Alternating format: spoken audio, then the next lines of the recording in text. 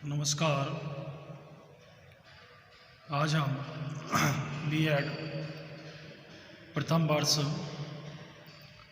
Third paper learning and teaching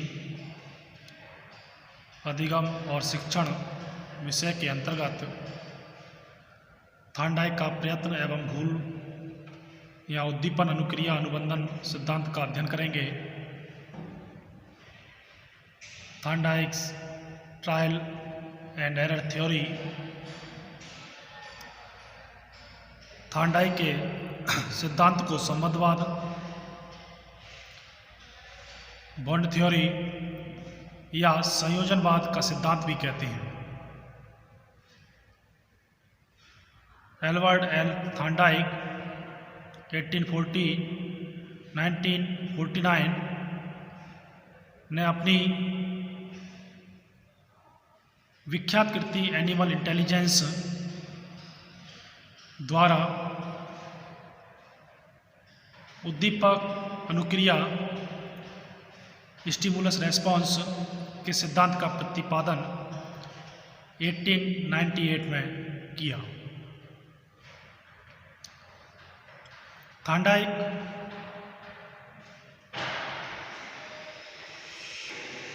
के अनुसार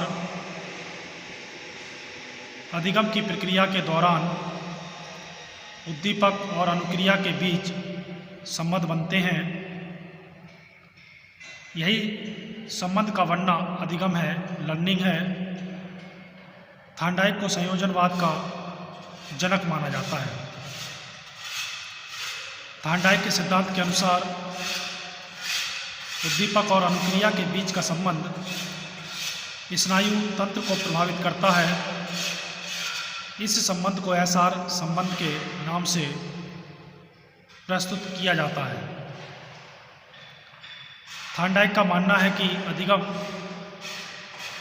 मानव मस्तिष्क द्वारा की जाने वाली प्रक्रिया या प्रोसेस है। थार्नडाइक इस बात पर बल देते हैं कि शारीरिक और व्यवहार के मानसिक क्रियाओं के संबंधों में अंतर पाया जाता है। अब बात करते हैं थार्नडाइक का प्रयोग, थार्नडाइक एक्सपेरिमेंट। उद्दीपक अनुक्रिया अनुबंधन सिद्धांत की व्याख्या करने के लिए अनेक पशुओं, कुत्ते, बिल्ली, बंदर, मुर्गी आदि पर प्रयोग किए, परंतु बिल्ली पर किया गया उनका प्रयोग अत्यंत महत्वपूर्ण है। इस प्रयोग को एक प्रतिनिधिक प्रयोग, रिप्रेजेंटेटिव एक्सपेरिमेंट माना गया है। थार्नडाइक ने एक बिल्ली को एक पिंजरे में रखकर प्रयोग किया, इसीलिए इसे पहेली पेटी पजल बॉक्स कहा गया है। यह एक सरल प्रयोग था। पिंजरा इस प्रकार का बनाया था कि एक डोरी खींचने या बटन के दबाने से पिंजरे का दरवाज़ा खुल जाता था। पिंजरे के बाहर मछली रखी गई। एक भूखी बिल्ली को पिंजरे में रखा गया तो वह मछली को देखकर उसे पाने के लिए उसने कई ऐसे प्रयास किए जिससे कि वह बाहर आकर मछली खा सके। बाहर निकलने के प्रयास में बिल्ली ने कई व्यवहार किए, जैसे उछल कूद, पंजे चलाना, इधर उधर घूमना, छटपटाना। इस उछल कूद में अचानक किसी प्रकार बिल्ली का पंजा डोरी पर पड़ गया और पिंजरे का दरवाज़ा खुल गया। बिल्ली बाहर निकल अपनी भूख मिटाने में सफल हो गई। थार्नडाइक ने पुनः बिल्ली को पिंजरे में बंद कर दिया। बिल्ली पुनः मछली खाने के लिए बाहर आने का प्रयास करने लगी, किंतु इस बार उसने पहले की अपेक्षा कम उछल कूद करते हुए और कम समय में डोरी खींचकर बाहर आने में सफलता प्राप्त कर ली। इस प्रकार के प्रयोग में कई क्रम में थार्नडाइक ने यह सीखा कि अगले क्रमों में बिल्ली के निरर्थक प्रयास कम होते गए और कम समय में वह बाहर निकलने और मछली खाने में सफल होने लगी। त्रुटियां कम होती गईं। एक बार यह देखा गया कि बिल्ली को पिंजरे में रखते ही बिल्ली ने बिना त्रुटि किए हुए डोरी खींची और बाहर आ गई और मछली को खा गई।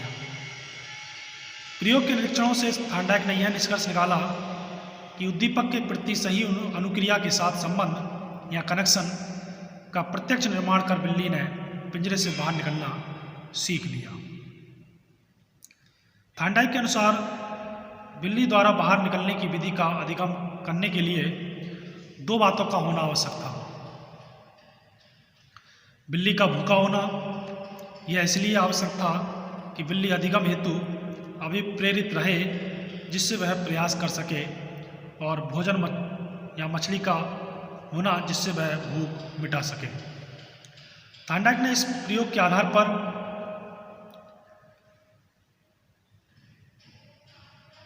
अधिगम के नियमों का प्रतिपादन किया है, जो पशु और मानव दोनों के अधिगम में उद्दीपक अनुक्रिया अनुबंधन संरचना एसआर बॉन्ड स्ट्रक्चर के निर्माण की व्याख्या करते हैं।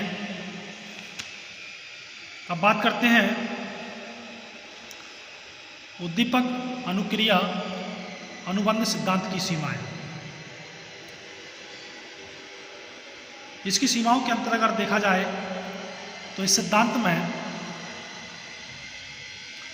उद्दीपक और अनुक्रिया की समुचित व्याख्या की जाती है।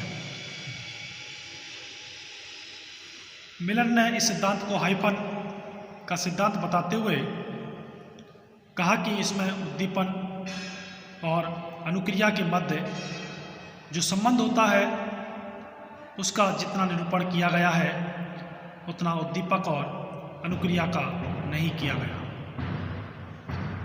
इस सिद्धांत में व्यक्तित्व या पर्सनालिटी की संरचनाओं का विशेष वर्णन नहीं किया गया है। यही कारण है कि सिद्धांत को मानने वालों ने अपने विचार और अनुसंधानों में मनोविश्लेषणात्मक सिद्धांत को लाभप्रद बनाया है। समग्रवादियों या गेस्टाल्टवाद इस सिद्धांत को आणविक या खंडमय सिद्धांत कहता है। इस सिद्धांत में किसी क्रिया को सीखने के लिए व्यर्थ के प्रयासों पर बल दिया गया है। व्यवहारवादियों बेवरिस्ट ने प्रभाव और परिणाम के नियम की आलोचना करते हुए कहा कि इसमें अधिगम के प्रक्रिया की अपूर्ण व्याख्या की गई है। गेस्टाल्टवादियों के अनुसार अनुभव में स्वयं संबंध समाहित होता है। हमें समग्र रूप में इसे पाते हैं, अतः किसी प्रकार के संबंध निर्माण की आवश्यकता नहीं होती।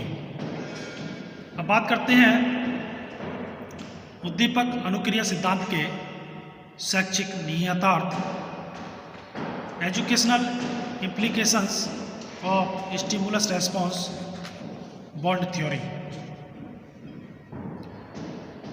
यह सिद्धांत शैक्षिक दृष्टि से अत्यंत महत्वपूर्ण है। इस सिद्धांत के प्रमुख निहितार्थ का उल्लेख करने में किया जाए तो देखा जाता है कि शिक्षा के क्षेत्र में थार्नडाइक के इस सिद्धांत का अत्यधिक महत्व इसलिए है कि जिस अधिगम का प्रभाव सकारात्मक या पॉजिटिव होता है, जिससे बालक को आनंद और संतोष प्राप्त होता है, उसे बालक बार बार करता है और बार बार करने से वह अधिगम उसके व्यवहार या बिहेवियर में समाहित हो जाता है।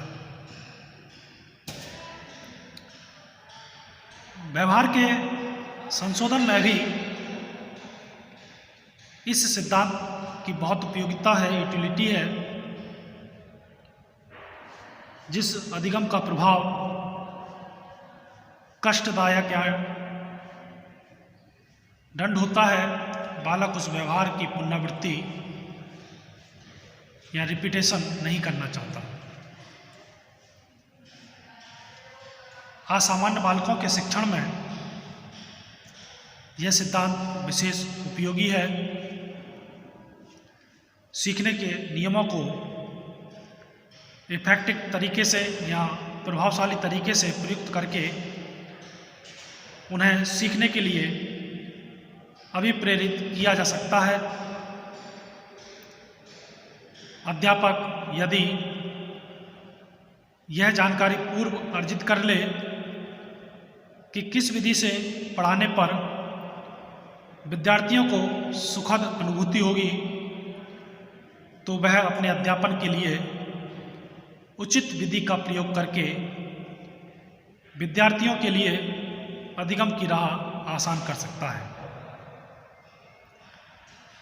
यह सिद्धांत अध्यापक द्वारा छात्रों में तर्क, चिंतन और समर्थन की सूझ विकसित करने पर बल देता है। यह सिद्धांत अध्यापकों का मार्गदर्शन करता है कि अध्यापकों के मस्तिष्क के स्थायी चित्र अंकित होने के लिए लिखित और प्रायोगिक अभ्यास कराया जाए। इस सिद्धांत के अनुसार अध्यापक को विद्यार्थियों की शारीरिक और मानसिक क्षमताओं, आयु, रुचि, ग्राह्यता आदि के भेदों का शिक्षण पूर्व अच्छी तरह निदान करना चाहिए।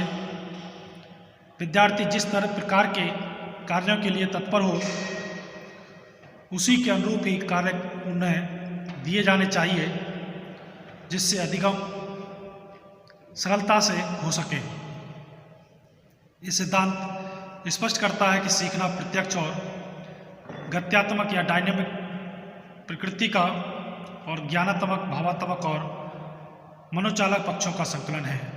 तो ये था थांडाइक का प्रयत्न एवं भूल का सिद्धांत, थांडाइक्स ट्रायल एंड एरर थ्योरी। धन्यवाद।